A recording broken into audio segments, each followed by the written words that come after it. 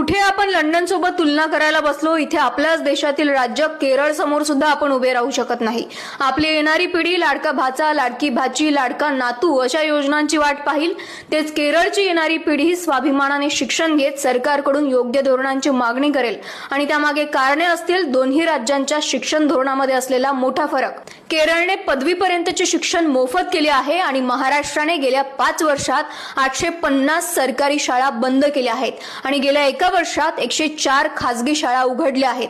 जिथे प्राथमिक शिक्षणाचे वांदे आहेत तिथे पदवीपर्यंतचे शिक्षण मोफत करण्याचे आपण स्वप्नही पाहू शकत नाही। गेल्या 10 वर्षात देशभरातील 93,000हून अधिक सरकारी शाळा बंद पडल्यात आणि गेल्या एका वर्षात 8,475 खासगी शाळा उघडल्यात।